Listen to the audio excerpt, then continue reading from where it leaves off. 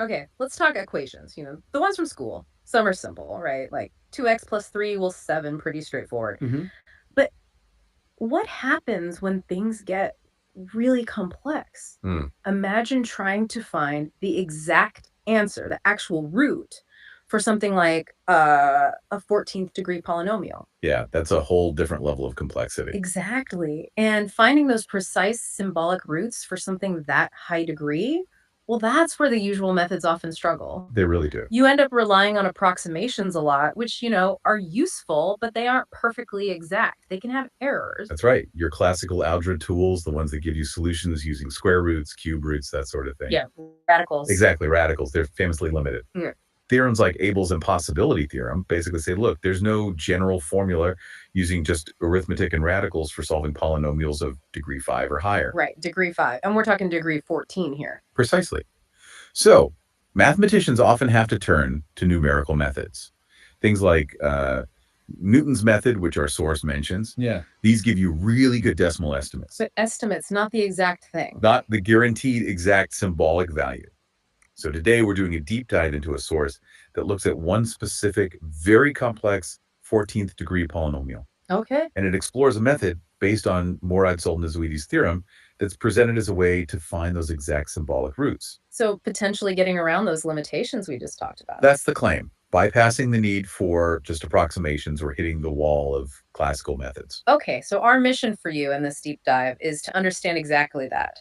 We want to look at why the traditional ways struggle here, Mhm. how this theorem, according to the source, offers a different route, maybe a route to precision. Right. And we'll walk through the key steps the source outlines for finding these exact roots. We'll try to, cut through the complexity and pull out the core insights for you. Sounds good. So let's get specific. The polynomial we're tackling is, well, it's a bit of a beast. Px equals Freeze yourself. 14 equals plus 91 equerigano plus 91x of pu plus 364 equerigo plus 3002 equerate plus 3003 equerate plus 3003 equerate plus 3001 equerate plus 164 equerate plus 155 x plus 65 equals 0. Wow. Just reading it out loud is a task. It really is. And yeah, degree 42, as we said. And trying to solve that with traditional methods, it just confirms the challenge. The source notes that you typically rely heavily on numerical approximations here. Because that classical path using radicals isn't guaranteed to work past degree 4. Exactly. Numerical methods are vital tools, don't get me wrong, but they approximate. They get closer and closer, but they don't give you the answer expressed perfectly with symbols. Okay, so if the old ways often lead to approximations or just stop, what's different about the approach in our source? What does Ezouidi's theorem offer?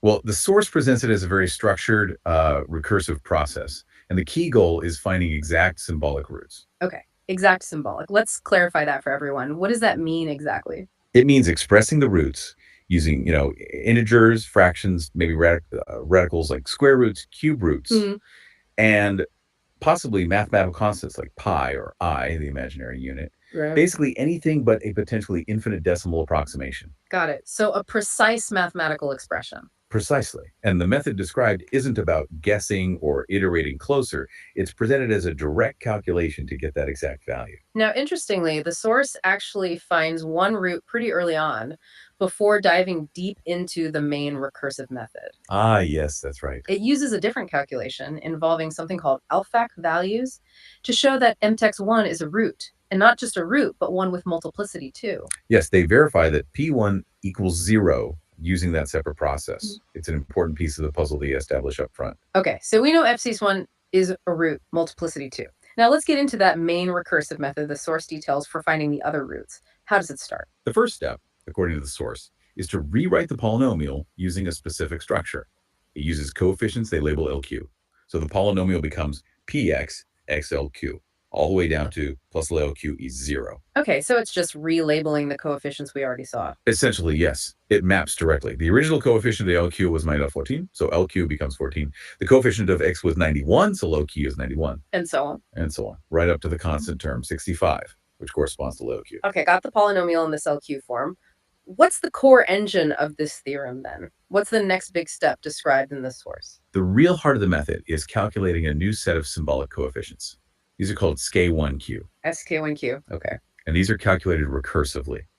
There's a specific formula given in the source that builds each SK1Q value using the LQ coefficients and potentially previously calculated SK1Q values. A recursive formula sounds potentially complicated. The formula itself looks a bit dense. It's given as SK1Q sum CNR KR LOQ KR LR1Q summed over R from 0 to K. Whoa, okay. Let's not get totally lost in the symbols. What's the gist of what that formula is doing? Right. The source explains it as a systematic transformation. It takes the initial coefficients, the LQs, and processes them.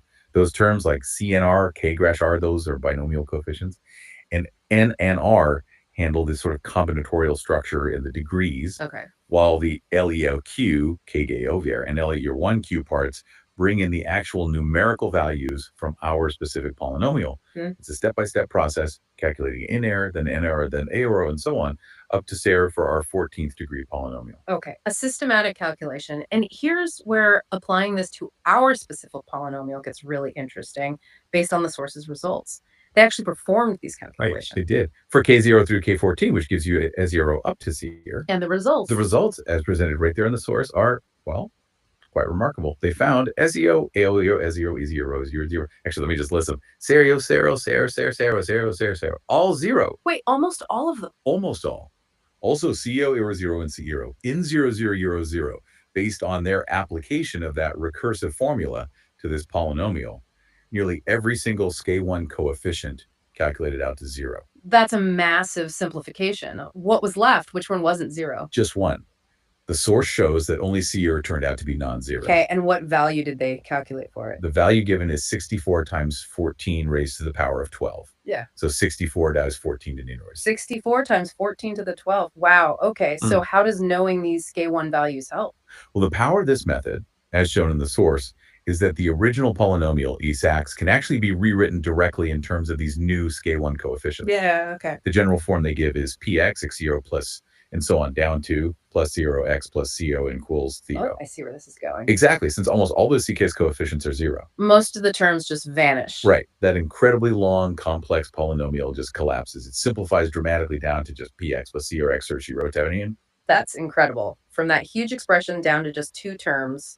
Amazing. So plugging in the value they found for C, we get Px xro plus 64 x14 xLGC xro. And that looks much, much easier to solve. Oh, absolutely. As the source shows, you can factor it immediately. You just pull out an x saro. Right. So it becomes x otter star plus 64 x otter star is 14 equals 0. Exactly. X saro plus 64 equals 0. Exactly. X saro forms plus 64 equals 0 is a root. And the source suggests this comes out as a root with multiplicity too, right? Based on how the transformation worked. Yes. The structure leading to this form implies x saro has multiplicity 2. Okay, so that's one root, or 2 counting multiplicity. What about the other part? The x saro plus 64, x saro 0 is multiplicity 2. Right, so that means x saro has to equal negative 64 by 14 saro. Ah, finding the 12th roots of a negative number. That brings in complex numbers, doesn't it? It does. The standard way to handle this mathematically is using complex exponentials. The source uses the form involving e 2k plus 1. That's the standard way to represent the roots of Mocha 1, essentially, which you need when dealing with the root of a negative number. Okay, using complex exponentials to get the exact values. Precisely. And the source provides the final form for these 12 distinct roots. They're given as sk equals 14, 2, 2k plus 1f, 12. 14 times the square root of 2 times e to the power of that complex exponent. Yes, and k runs from 0, 1, 2, all the way up to 11, giving you 12 different complex roots. And crucially, these are exact symbolic roots. Exactly. Expressed using numbers, radicals, e, pi, no decimal approximations needed. Okay, let's step back and pull it all together then. The source used this Ezouidi's theorem approach. It first separately identified Bezero's 1 as a root, multiplicity 2 using an alpha calculation, and then the main recursive SK1 calculation dramatically simplified the polynomial, leading directly to the root xa of 0, multiplicity 2, and those 12 exact complex roots involving the exponential form. That's a perfect summary of the source's demonstration for this specific polynomial.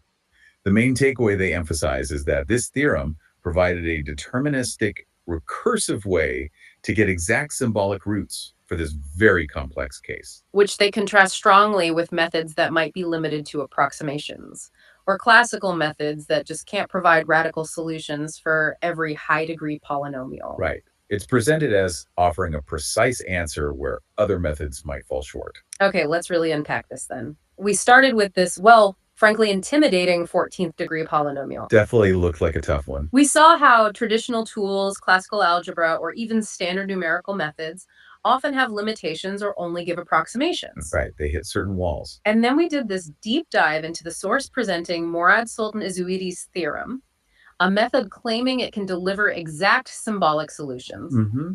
Through that structured recursive calculation of these K1 coefficients. Which, for this very specific polynomial, led to that incredible simplification, Almost all coefficients vanishing except one. allowing the source to find the roots shown.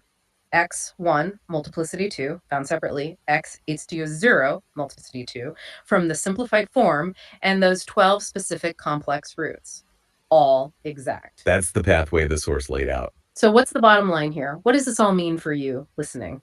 It suggests that even for problems in math that seem incredibly complex, problems traditionally thought to require approximations, Or maybe even considered unsolvable by older techniques. new approaches, or maybe just different mathematical perspectives, like the one detailed in our source for this specific case, can potentially unlock exact, precise, symbolic answers. Which really raises a fascinating question, doesn't it? The source positions this theorem as potentially bypassing limitations described by classical algebra, like those related to Abel's theorem. Yeah. So it makes you wonder, how many other problems out there, maybe in math, maybe in other fields entirely, are currently labeled unsolvable or only solvable approximately? Simply because we haven't found the right angle yet, the right method or perspective. Exactly. Are there fundamentally different ways of looking at things that could lead to breakthroughs where established techniques seem blocked? That's definitely something worth mulling over.